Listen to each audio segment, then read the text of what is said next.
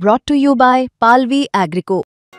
पालवी ॲग्रिको, भारताचा पहिला AI तंत्रज्ञानावर आधारित B2B आणि B2C ई-कॉमर्स प्लॅटफॉर्म. शेतीसाठी जे काही लागणार थेट तुमच्या बांधावर पोहोचणार, मोबाईलच्या एका क्लिकवर.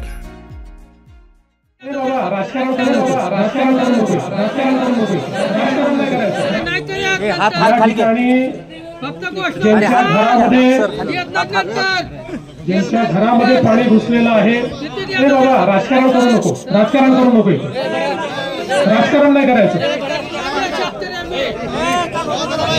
उपस्थित असलेले आपले पालकमंत्री शिवेंद्र बाबा, आमदार ओमराजे,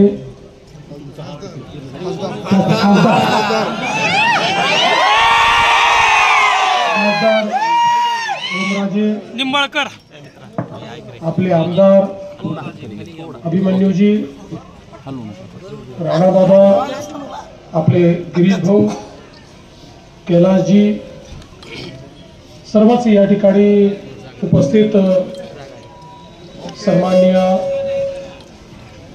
पदाधिकारी, अधिकारी, लोकप्रतिनिधी आणि उपस्थित सर्व शेतकरी, गावकरी भगिनी आणि बंधूंनो,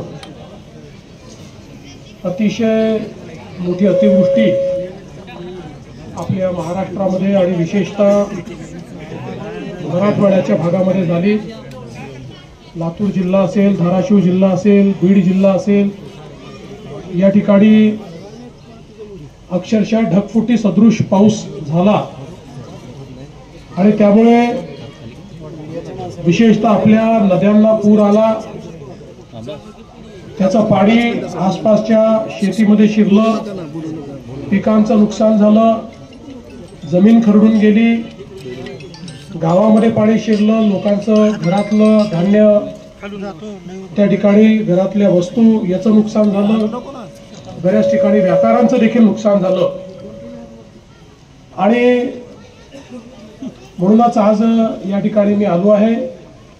खरं म्हणजे यापूर्वी याच गावामध्ये मी 7 वर्षापूर्वी जलयुक्त शिवारचं काम बघण्याकरता आलो होतो आणि त्यावेळेस अतिशय चांगलं काम जलयुक्त शिवारचं आपण केलं होतं. त्यावेळी खरं म्हणजे आपल्याला पाणी मिळावं म्हणून आपण काम केलं होतं, पण आता पाणी इतकं अधिक झालं आहे की यावेळी त्याच्यामुळे मोठं नुकसान आपलं झालं आहे.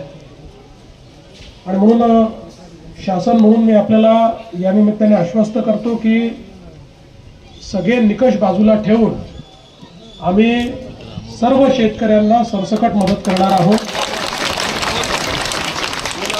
आणि जेवढी वाढीव मदत आम्हाला करता येईल ती करण्याचाही आमचा प्रयत्न असेल. आणि एवढंच नाही तर ज्यावेळेस आपण टंचाई घोषित करतो, टंचाई घोषित करत असतो साहेब, ओला दुष्काळ आणि कर्जमाफी करा, ओला दुष्काळ आणि कर्जमाफी करा. टंचाई म्हणजेच दुष्काळ, ओला दुष्काळ करा, डिक्लेअर करा साहेब, ओला दुष्काळ करा.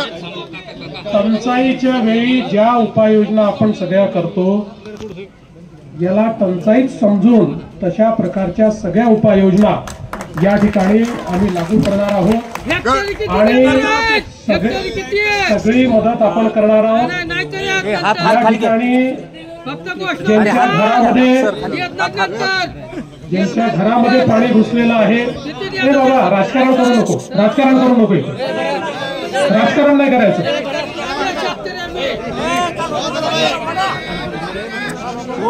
या ठिकाणी ज्यांच्या घरामध्ये पाणी घुसलेलं आहे त्यांनाही मदत करणार आहोत. ज्यांच्या दुकानाचं नुकसान झालंय त्यांनाही आपण पूर्णपणे मदत करणार आहोत. आणि केवळ या ठिकाणी आपली घोषणा नाही तर कालच पहिला हप्ता 2300 कोटी रुपयाचा आपण रिलीज देखील केलेला आहे. आणि आता जशी नुकसानीची सगळी पाहणी आपल्यापर्यंत पोहोचेल त्यावेळी जी काही अधिकची सगळी मदत आहे ही सगळी मदत आपण करणार आहोत.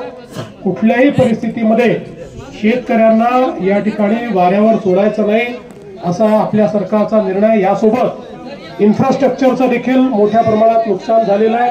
विशेषतः या गावची जी मागणी आहे की 2 गावांना जोडणारा आपल्याला जो पूल या ठिकाणी करायचा आहे, मी आजच घोषणा करतो की या पुलाला आम्ही मान्यता देऊ.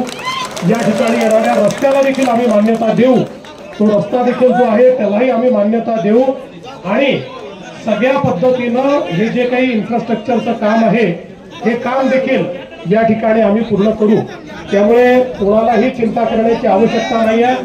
सरकार 100% तुमच्या पाठीशी उभं आहे. सरकार योग्य अशा प्रकारची भूमिका यामध्ये घेईल आणि ज्या काही मागण्या समोर आलेल्या आहेत त्या मागण्या निश्चितपणे आपण पूर्ण करू. मला अनेक गावांमध्ये या ठिकाणी पाहणी करायला जायचं आहे, त्यामुळे मी अधिक आपला वेळ घेणार नाही आणि जरूर ही सगळी जी काही आपली परिस्थिती आहे त्या परिस्थिती अनुरूप या ठिकाणी निर्णय घेतला जाईल हा विश्वास मी आपल्याला देतो. धन्यवाद.